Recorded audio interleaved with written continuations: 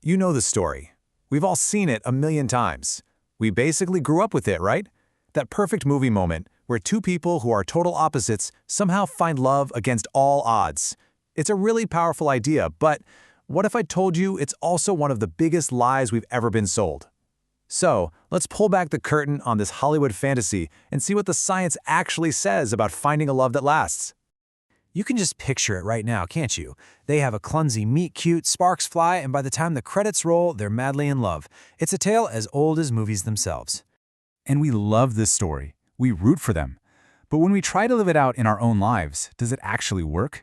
Or is this classic fantasy just setting us all up for some serious real-world heartbreak? Okay, let's start by digging into where this powerful myth even came from. Because the whole idea that your polar opposite is your perfect match isn't just some random thought. It's a story that has been expertly sold to us for decades. I mean, just think about movies like You've Got Mail or Knocked Up. They are built on this one core belief. Opposites don't just attract, they complete each other. This isn't just a convenient plot for a movie. Hollywood actually presents it like it's a fundamental truth about romance, like it's destiny. Now let's step away from the big screen and into your real life. Because if you've ever actually tried to date your polar opposite, you probably know the story doesn't always have that perfect Hollywood ending.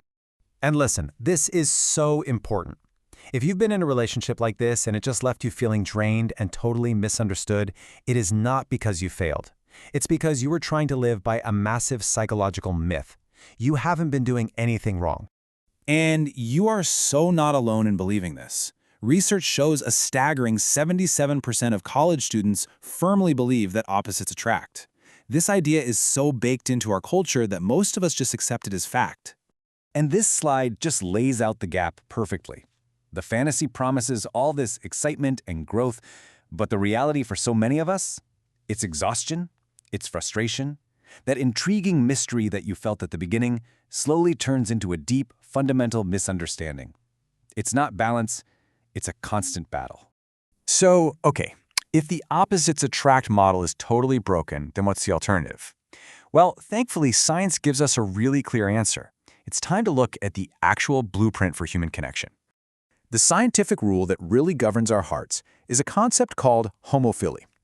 Now, it's a kind of nerdy word, but the idea is super simple. We are fundamentally, even biologically, drawn to people who are like us, people who see the world the same way we do. You know, there's a reason that's such an old saying. It's not just some piece of folk wisdom, it's a deep biological truth. Your brain isn't out there searching for its opposite, it's searching for a reflection of itself. And what's really fascinating is how specific this gets. Studies show that those hard-driving, competitive Type A personalities are actually happiest with other Type As. And the same thing goes for laid-back, easygoing Type Bs. See, similarity isn't boring. It's actually one of the best predictors we have for long-term stability and happiness in a marriage. Okay, so what does all this mean for you, really? How do you actually use this knowledge to build healthier, happier relationships? Let's get practical. So get this. Social psychologists have found that attraction isn't some big, mysterious force. It's almost mathematical. You're way more likely to be attracted to someone you agree with on 6 out of 10 big issues than someone you only agree with on 3.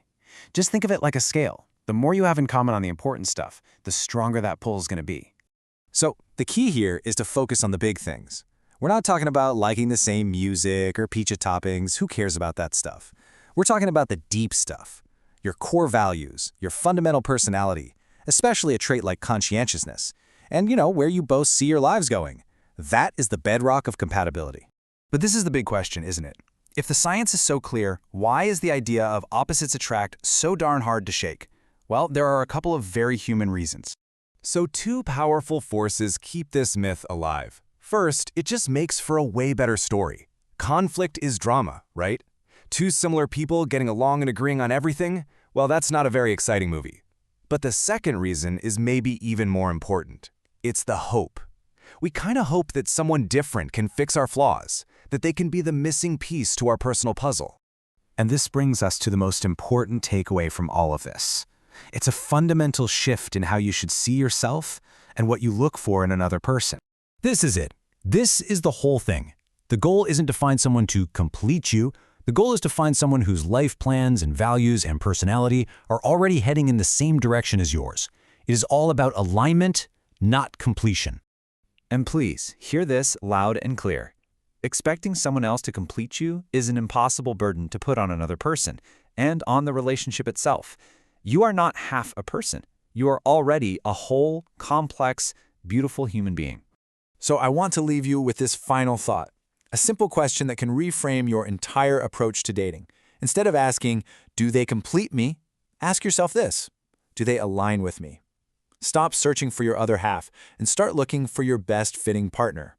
Honestly, that one little shift in perspective might just change everything for you.